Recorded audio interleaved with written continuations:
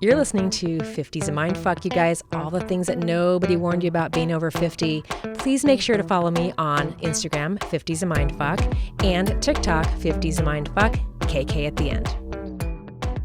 So I'm excited because I've been wanting to reignite this podcast for a long time. And since COVID hit, I kind of lost my studio and I've been overthinking this whole process about 50 is a Mindfuck. And I finally have a gorgeous connection. This is my friend, Carolyn.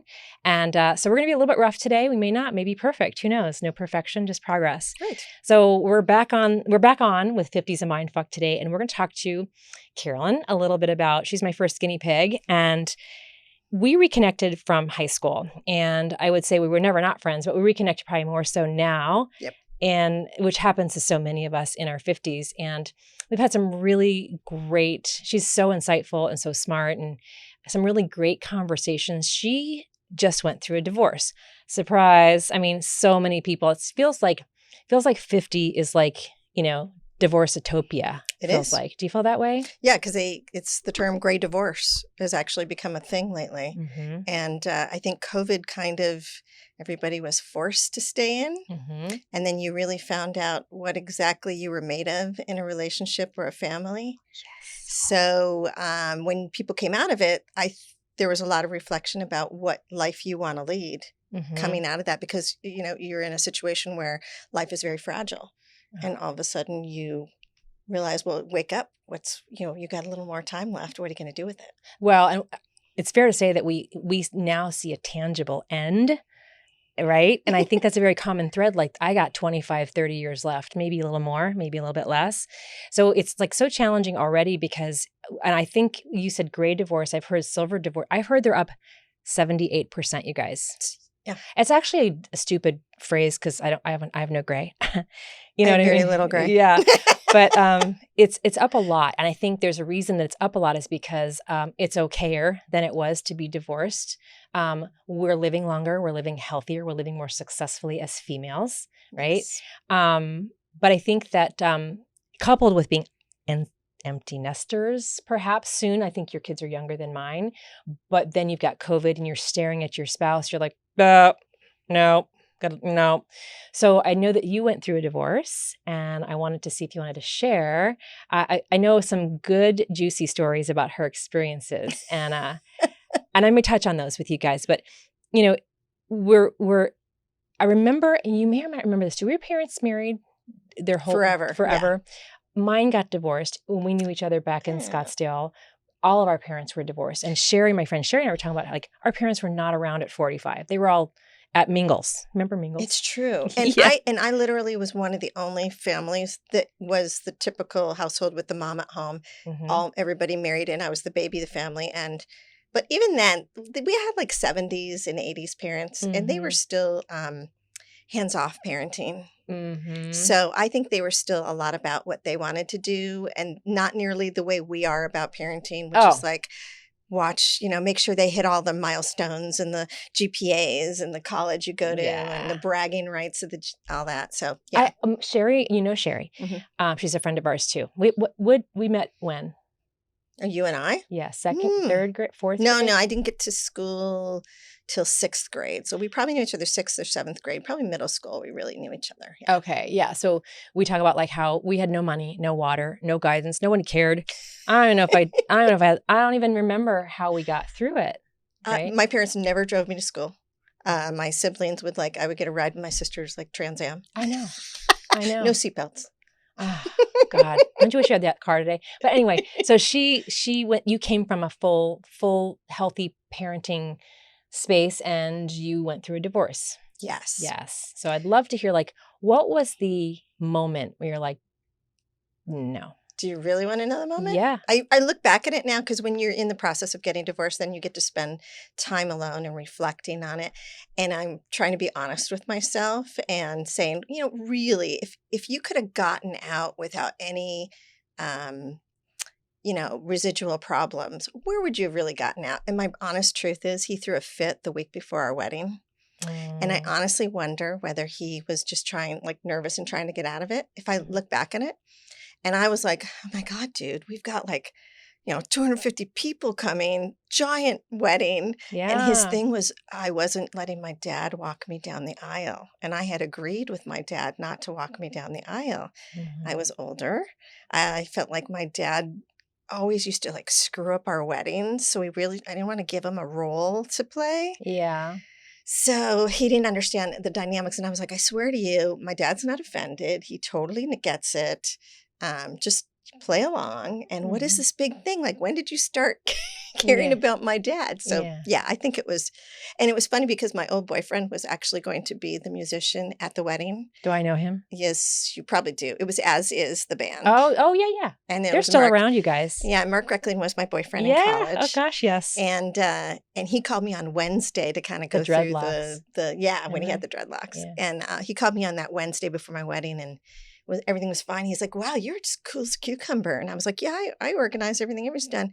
And then that's when the fight was. And by Friday, he was like, what happened to you? And I'm like, right? So it was kind of funny. Other people noticed it. They always do. Right? They always do. I mean, I don't know if this will make sense, and I think it will, is, You do know. But you're wrapped up in a lot of like any relationship, it's so tangled, whether it be in the beginning and more so later on in life. It's so tangled. Yeah, you would think, oh, later after all this, I'll get out. But it's almost like a plant that's grown with all these roots, and everybody's invested in it outside of you, and you don't know when to get in and out.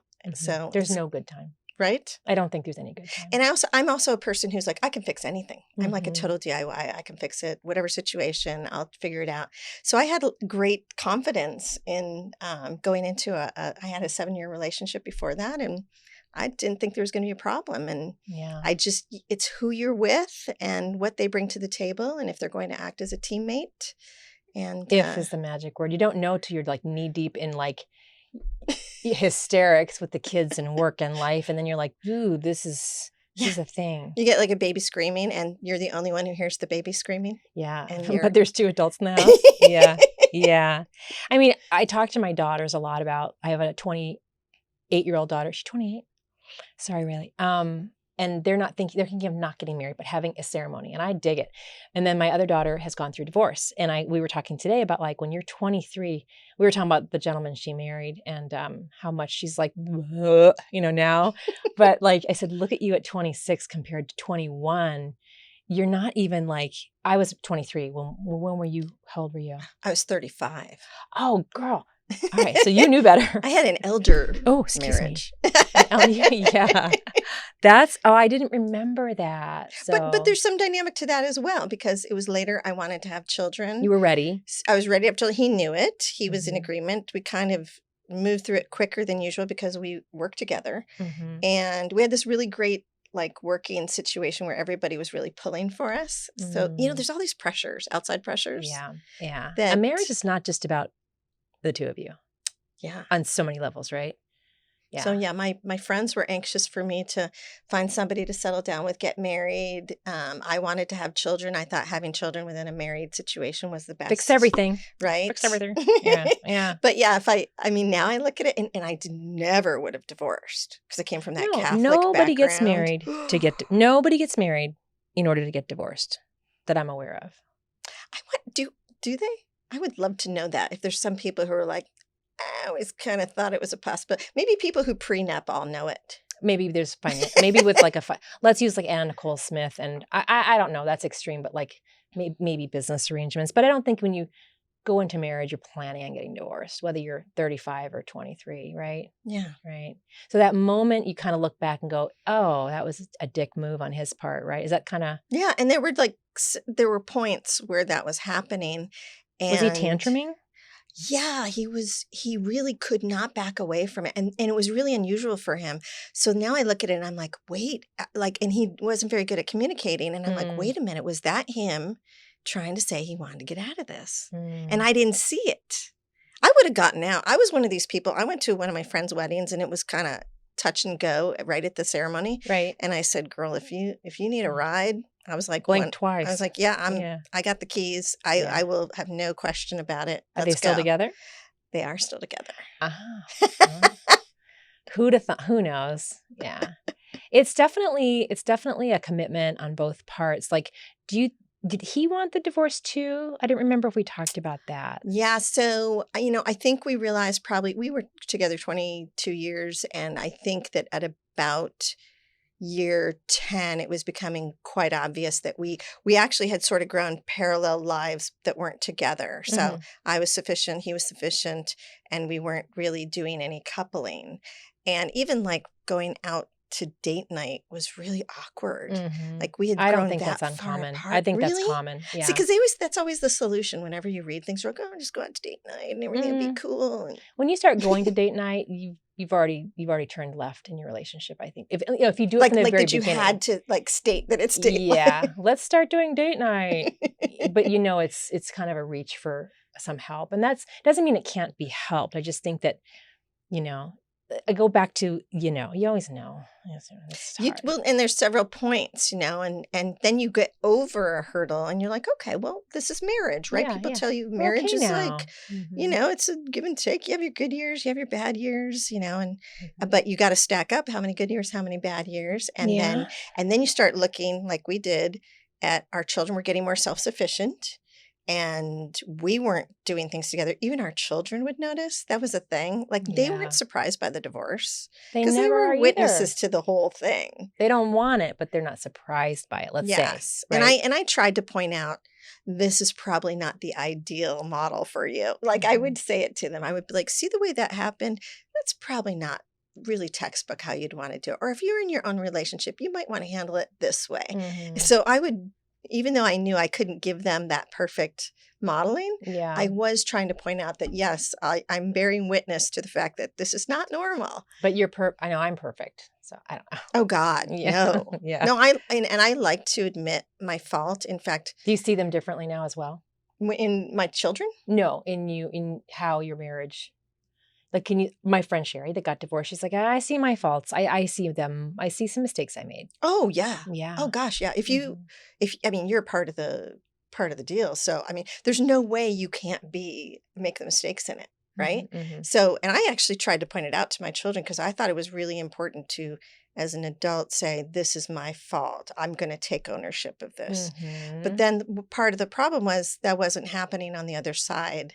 So I would offer it. I would be like, I'm doing this. And then the other person would be like, oh, yes, you were.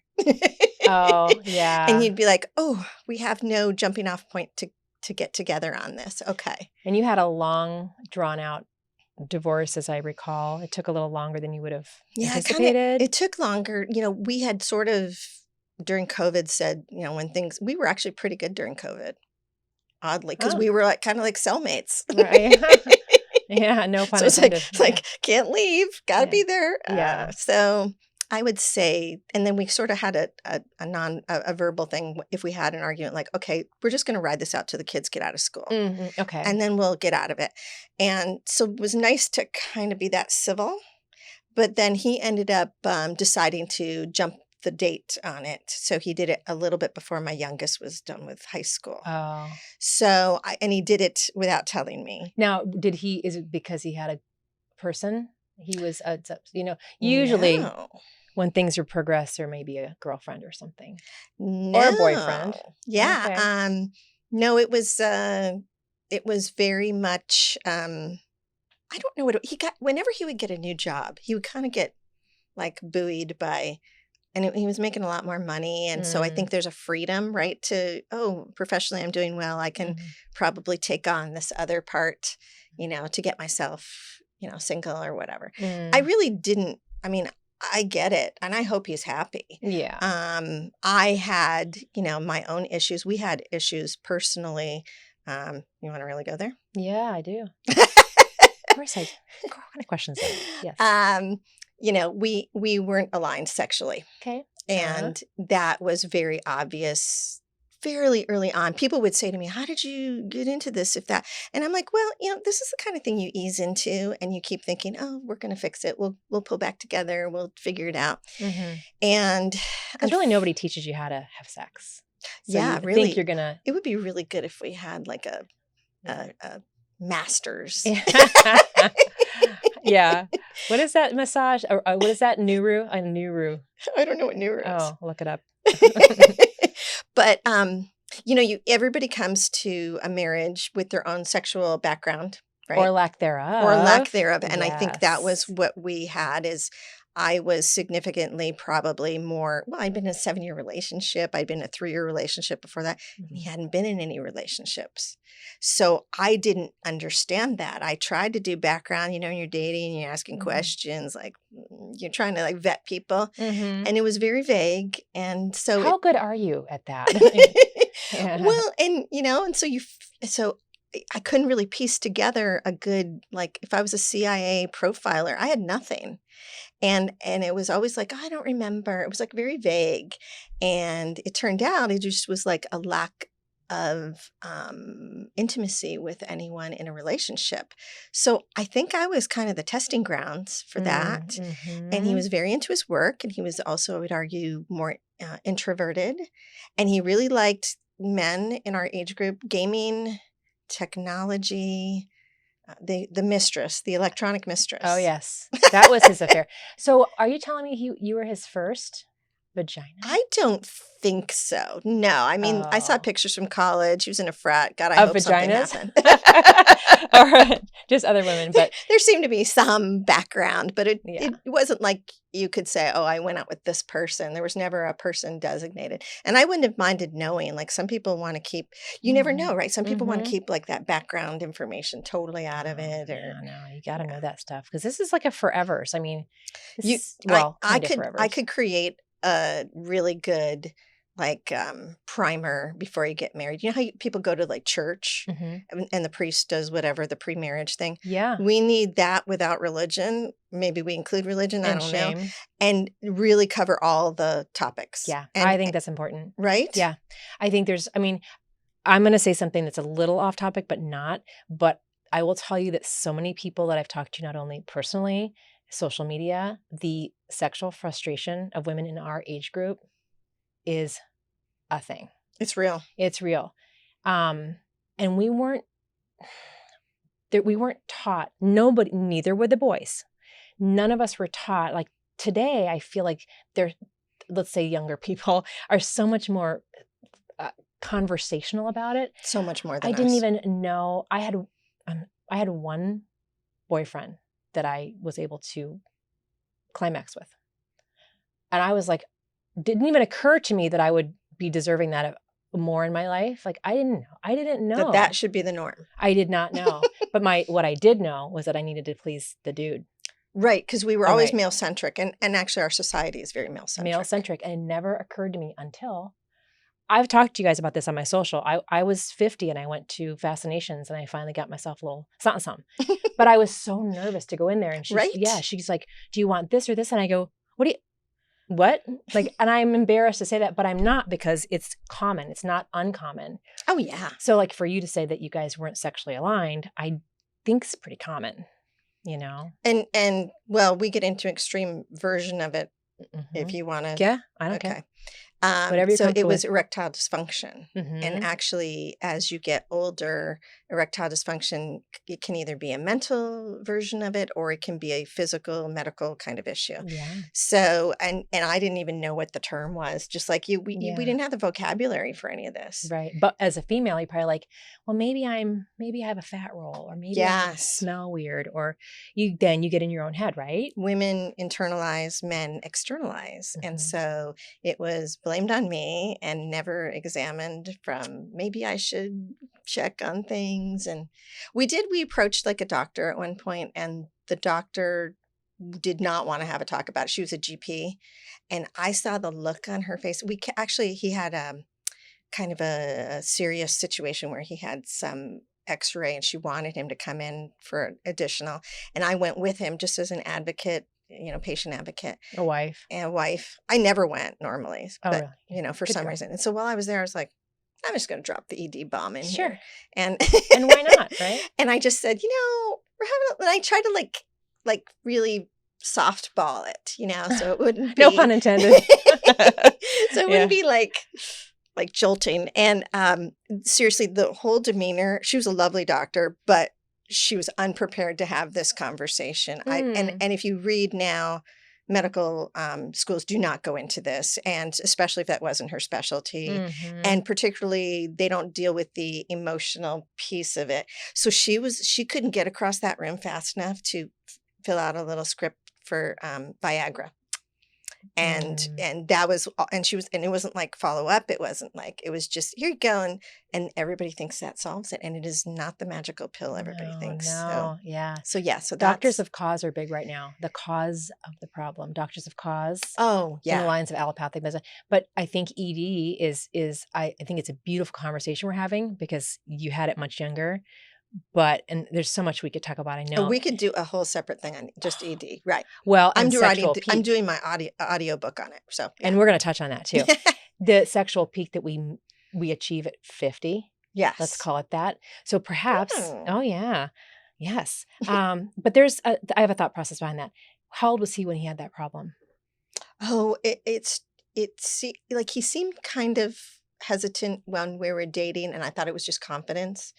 And then as we got married, I think it just solidified into a regular thing. And then it was like, well, we have to do everything but that. And it was like, okay, that's great, but I still want to have children. And how are we going to do that? So we had to work that in. Oh, that old thing. Oh, interesting. It's really good. You know how everybody's like, oh, you could spice up your sex life. It's like, great, but it's kind of like going to a buffet and not getting the main course ever. I used to call it lesbian sex. You were soaking. Yeah. We did. A lot of women call it that because it's like being in a lesbian relationship. Oh my gosh. I very much thank you for sharing that because I think that is also something that's not uncommon. And men of, I want to say of our generation, but let's say in their 50s, you didn't talk about that. It was very emasculate. Is it emasculate? And it probably was testosterone now there's more conversation and more treatment. And I can't even say that many men that I know would even go for treatment. But you're at what, 35, 36, 37 now? That's when it starts kicking in. Yeah, for everybody actually. ED kicks in at the percentage of people who have it is in line with the decade you're in. So 40% of men in their 40s, 50% of men in their 50s, 60% of men in their 60s. You hear that, boys? So then there's a grueling stat. The men are doing this. And the women are actually coming up. It's the cruelest thing because men, when they're like 18, right, are like so into sex and everything. Yeah. And they start to fall at 30 and start going down. And once we get our kids out of the way, we're like happy. Yeah. And I honestly think your body is like, I'm not done having children. So your body's kind of really still fertile. Or I am done having children. Now I'm going to have some fun. Right? I mean, because you're so liberated, you're so confident, you're just in a different mind space, right? Yes, absolutely. I think that is like, what did you call it? Cruel? It is cruel. But think about this. A woman who's been sexually frustrated in her 20s and all of a sudden you're 40 and then I feel like we're kind of always left holding the no fun sex bag. Not every woman, not every marriage, but I think it's really common. People that I've spoken to. Interesting. Especially if the husband I have a friend of mine who, I don't know if this is what she told me, but he had it. They're such a sweet couple. He does shots in his Some do shots. Business. Some do that show, what's it called? The Sex and City follow-up. With the penis pump?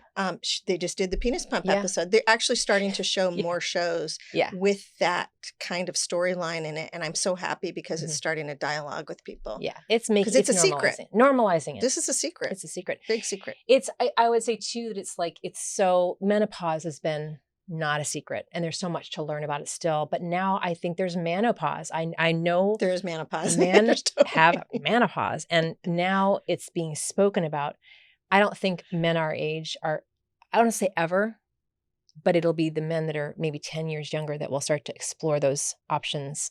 Yes, because you have to be willing to admit something about yourself. Mm-hmm. That's it. And a lot of men just don't even go to the doctor for other things. I know. So, and honestly, that's sometimes the precursor to a warning that they have heart disease and all sorts of other things. So this all goes together with lifestyle choices. Do you work out? Your teeth can cause your heart problems. if you don't eat right. It's all about, like our age, when you get out of bed in the morning, if you take care of yourself, you feel better. If you don't, Your good wiener's luck. working. Well, that will segue me to your dating escapades. So I think if I say this right, that you embarked on that and you've been dating younger. I have been dating younger. Yes. So I wasn't going out to do such a thing. Yeah. And I did not know this was a phenomenon. It's a phenomenon. I put myself on dating apps and Were you scared, nervous? Were you? No, I was like kind of excited to do it. Yeah. Like I grew up pre-dating apps. Mm-hmm.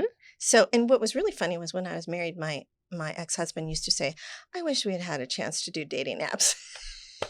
It's like, okay, dude, let's go do dating apps. Yeah, like right now while we're married. So when I started doing that, I mean, I'm pretty good at talking with people, and I'm a writer, so I can write a good profile. I think that helps. Mm-hmm.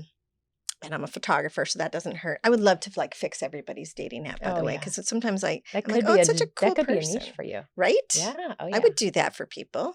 Because guys' pictures are like this. Or they're like like blurry. Yeah, my friend Jolie's on the date. We what about the guys who like do the tongue out? There's a whole genre of tongues out people. Oh. Yeah, it's like no. Don't do that. Don't do that. Do not fish. What do they do? What do they call? Yeah, girls do Don't the fish face, whatever, fish lips. Yeah.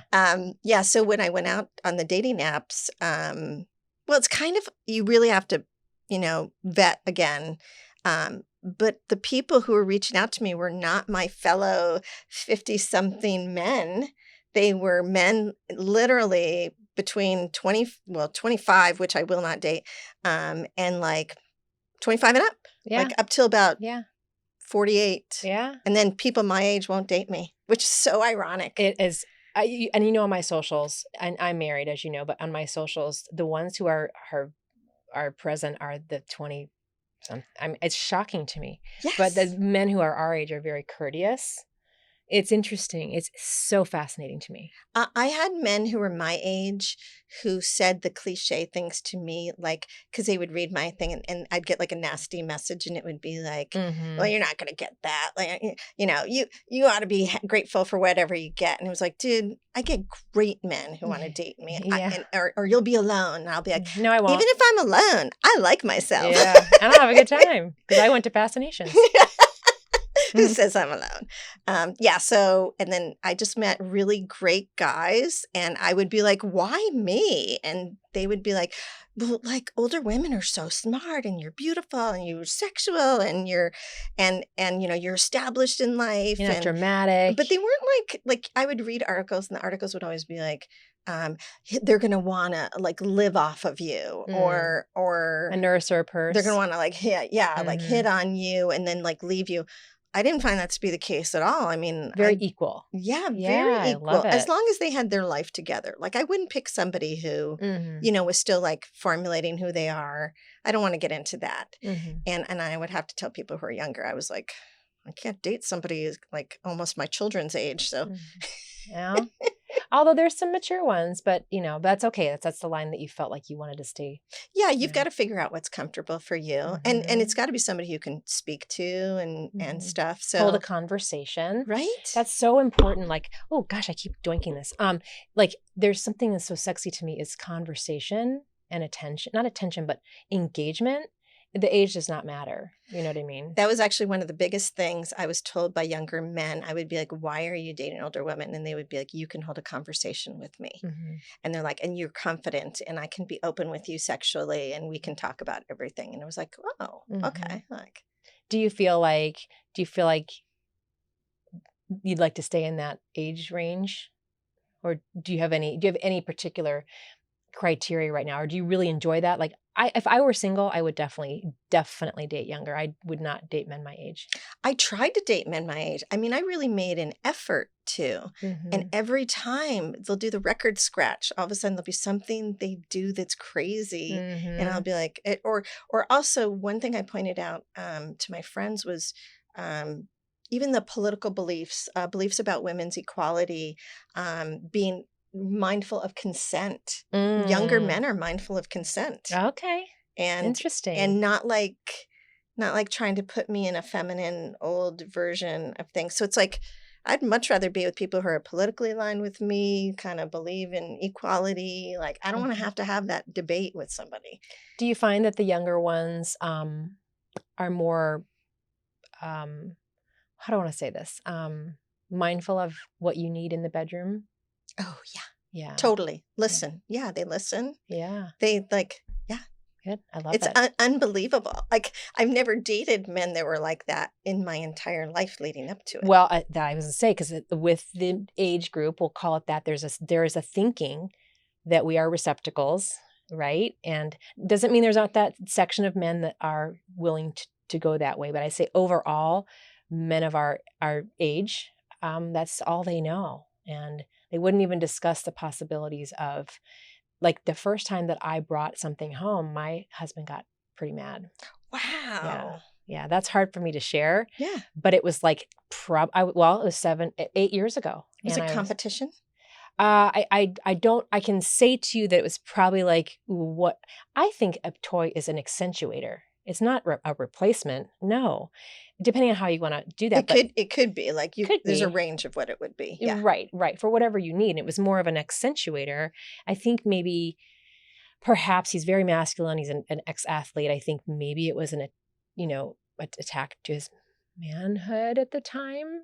But that's not how I viewed it. It took me years to even like figure out what the thing was about it. Yeah. And what to do with it. But our generation did not grow up with all of that. No. I always tell guys who are younger, like porn's always been around for them. Like part of ED's problem is porn. Yeah. And I would be like, toys and porn and conversations about sex did not exist, honestly. It was bad and dirty and gross. It was, you couldn't have that conversation. You'd be judged a lot for it. And there wasn't like the media available for it. So I feel like it's really opened up a lot of conversation. I think you say that so well, because it goes back to my first porn. I was like, I felt bad. I don't know where it came from. It wasn't like in my household. It was just, I just didn't know. And they say statistically, like now this is different, but the first viewing of porn for kids is the age of 8 now. God, because of the internet. That is too early. I know, but it's like it's okayer. It's okayer now to.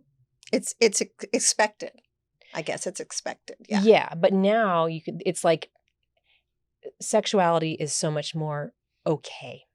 We just, like you say, we never spoke about it. And nor did we know to. There's a great book that I read, and I read it way too late in life. It's called Girls and Sex. And it's actually, if you guys have any younger kids, it's for boys and girls. But the way that they're brought up in sexuality, this is just a small example, but like a little girl with her little, when she's naked, it's like, put that away. Oh, it smells bad. Cover that thing. Oh, the shame. Yeah, and then boys are like, look at that guy. Yep. Woo! And they're like, look at that. They actually. Oh my God, I think I'm guilty of this. Okay. Well, we did, but girls are taught to cover. It smells. It's weird. It's this. It's that. And from the very, very beginning, and they also say, this is totally off subject, but like the things that girls do are to satisfy. They don't know to ask for what they want. Sometimes I catch myself doing it. I'm very aware of it now. Yeah. You mean in bed? Yeah. Oh, yeah. In relationships, in bed. Right. Yeah, I will catch myself. I will talk about it. That I found my voice. But even when you found your voice, it's still new to you because you haven't been doing it forever. So, yeah. Would you say, like, when you say found your voice, like, I feel like, and you know who my first boyfriend was, I feel like had I said something, I would have been perhaps made fun of or made to feel bad or somehow in our era. It's funny that we span this period of time, right? So in our era, I know exactly that period of time, and oh gosh, no, you if you had said something, Wendy, I would have heard about it. Yeah. Right. Yeah. It would have gone like through the whole grapevine chain of command, and everybody would have heard about it. Yeah. Especially if it was not like receptive to the person. Yeah.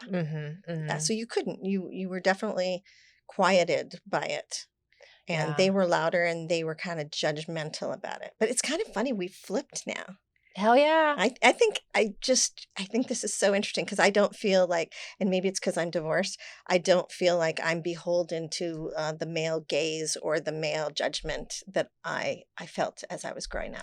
Well, we have a power now that we stepped into. Does that make sense? Yeah. There's a power that comes along with all those things, but now we walk in power. Whereas before, I don't even know that we knew we had that. Now we've unlocked the key to that, maybe.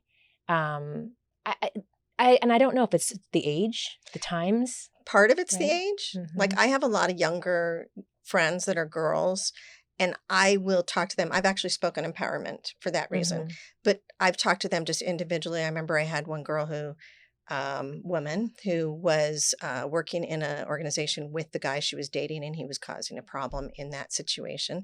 So I kind of guided her through it because he was really being unfair and kind of pulling rank on her. Mm-hmm. And they broke up, and so he, decided to leverage his anger on her for that. So, there's and I'd never had a woman who helped me with that. So I always look at myself like anybody needs to hear what they can do and get a pep talk about, their voice, finding their voice. I'm here for it. I have 2 daughters and a son, and I'm very open with them. And I bought them the rose for Christmas. My daughters. You guys know what the rose is? If you don't, you should get it.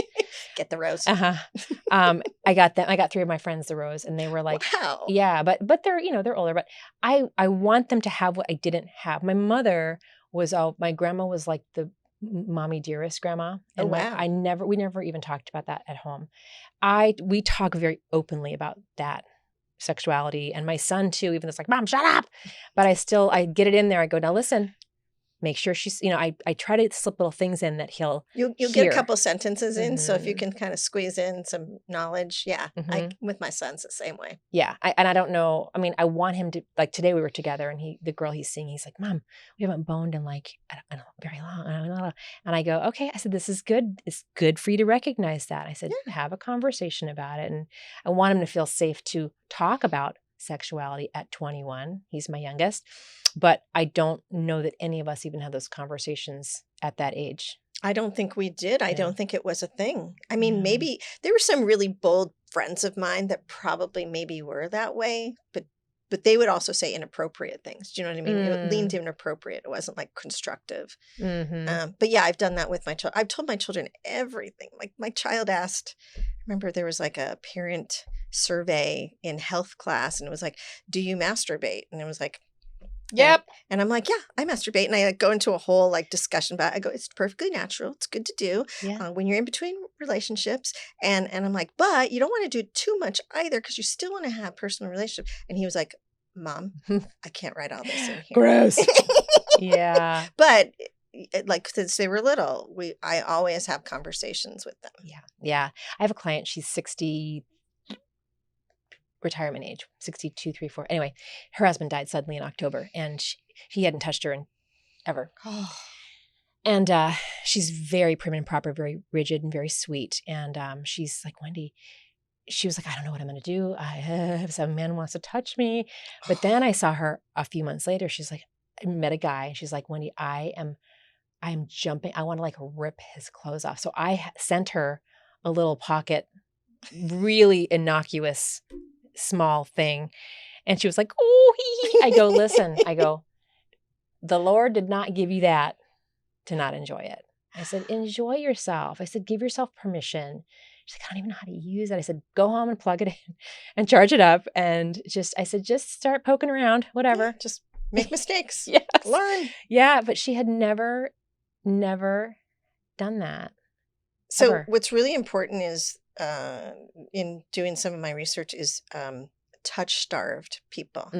That's a huge thing. I'm actually very conscious of it. COVID really also brought it to the front because people weren't even hugging anymore, and even elderly people holding their hand. Yeah. And people are touch-starved, and they could be in a marriage with somebody who just doesn't see them. That's not their love language, maybe. I don't know. I mean, not their love lifestyle. Yeah.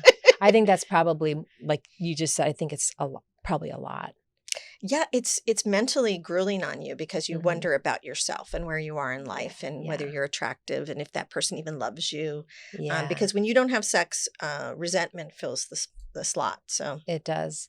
I mean, there's definitely going to that decline and incline in our age group. Like there's this space like I wonder how many women just go through life without even discovering that the pleasure of, what they are allowed to have, right? you tell me, I noticed in my girl circles when I would talk about things, and I would usually start saying something really vulnerable. Mm-hmm. A lot of women did not want to have sex with their husbands. A lot. I would argue 75% out of any circle I was in at any given time. And my question was, do you just not like sex? It's so unsatisfying you don't want to go there? Some of them felt like they didn't want to do it all the time. Are your Mm-hmm. hormone levels off? So I felt there was actually more women in the negative sexual angle. And then when I would talk to guys about it, guys were like the opposite. They were like, yeah, like my wife never sleeps with me, blah, blah, blah. Mm-hmm. So sexual alignment is really off, especially as you age. And then Mm-hmm. some people will get sick. Like Yeah. you'll get terminal illnesses. Yeah. You won't be able to. And then are you going to be open and let your spouse have a relationship maybe when you're like hospitalized? I mean, that's good questions to ask. Yeah. I think it's a very unfair situation. And I know it's very, very, very, very complicated. But we have a mutual friend. Her husband was sick for a long time. And she was like what you said. She was so, whoever wants to judge her, I don't care. She did what she needed to do. She was so lonely, so lonely. And loneliness is more damaging than a lot of like smoking. It's loneliness will kill you. Oh, yeah. Yeah. They've actually been doing a lot more PSAs on loneliness because Mm-hmm. they're actually starting to see that. Yeah. But we haven't gotten into loneliness while you're in a marriage nearly Yes. as much. People say, oh, you're in a marriage, you're coupled, It's, you're yeah, the at least there's someone companion. home. And it's like the person sitting next to me is saying nothing Mm-hmm. and playing a video game. So Mm-hmm. am I really in a Mm-hmm. marriage with Mm-hmm. somebody or yeah? Mm-hmm. No, I had a friend of mine who's divorced. He's dating this person, and he has says to me, he's like, well, at least you have somebody at home. Because I said to him, I said, don't settle out of there's alone and there's loneliness, two different things. And I think we've talked about that. Like there's alone and there's loneliness. I love to be alone. I mean, I love it. And I'm never lonely. Not that I haven't been in my life for sure, but like she was so lonely, and he succumbed to his illness at some, in the last couple of years. But she started, you know, going on dating apps before he passed away. And I think that's what she needed. It's okay. And I think we're living a lot longer, so we do have to look at what is the relationship going to look like? Are we more like roommates? Do we still like companionship? Maybe we even like the financials of being together, Mm-hmm. and maybe we open our marriage and we do that because that's how we ended up. Did you tell me that you had asked for an open marriage? Yeah. We did it. You did it. Did he do it too? I think he tried. I don't really know. We were kind of like, don't ask, don't tell. Okay. I mean, I respect that. I mean, I think that's a healthy alternative, maybe. It was for me. It was like therapy. Yeah. Because I don't think I could have gone as long in the marriage and kept the stable household for my family if I hadn't had it was therapy. It was total therapy. I don't think I think I call it the breath of life. I've seen it in my friends where they get a new somebody to be on. You feed off of people's energy. Yeah. So if you're sitting next to somebody who you're married to who's giving off no energy, and it's like a black hole you're sinking into, but then you go and you can actually have a separate life and just, for a moment step away and enjoy yourself and you still can take care of your kids and your kids don't have two households, which to me was a real positive part of it. Yeah. I would do it again. I told my oldest all about it now when he was older. I said, you know what? I wasn't going to tell you when you're young, but now I'll tell you what it is. So it worked for our situation. Now, there are people who do open marriages that are really trying to just get out. There's people like that, like, oh, I'm opening it because yeah. Well, maybe one wants an open marriage, the other one doesn't. I don't know. Yeah, I don't know. half open. But it is a breath of life. This person I'm telling you about, her sister is now, there's a thing going on. And she showed me a picture of her sister. I said, good God, is that what a new will get for you? I mean, she looks great. She hasn't looked great for 25 years. Yeah, She looks great. people actually look different when Yeah. they're happy on the inside for Well, things. You can see it yeah, in people. You can. Yeah, You can. I kind of, when I meet people, I can kind of do an assessment of a little bit of what they're like. So, and that's part of it. Like you can see when people shine. So if you are not, nor am I, the same person we were when we first got married, right? I think we go through Yeah. chapters and phases in our lives, right? So like if I said to you, like as we're heading towards closing here, like if you, again, we never get into marriage in order to get divorced. That's not the goal. Was never the goal. Right. To make children and have hopefully a family for the rest of our lives. But Yeah. I think that's going to be more impractical as time goes on. I think there's going to be a shift in the way marriage is seen if people even do get married. And I'm all for it. But like if you could give your 35-year-old self a piece of advice now, what would it be? About your marriage. About my marriage. If it's not right, it's not going to get better. You're not smart enough to figure this out by yourself. It has to be two people, and you're only half of this puzzle. So you can do all you want for yourself, but know your worth. Get out earlier. Don't worry about what people think, because in the end, nobody cared. Everybody just wanted you happy. Your family wanted you happy. Your friends wanted you happy. Your children will feel that you're happy. That's good. Thank you for that. I appreciate you like sharing that's important stuff, and it's real stuff. So thank you for sharing that. Sure. Absolutely. I'm glad you're doing this. All right. Thank you. All right, guys. Thank you for joining us, and we'll be back again soon.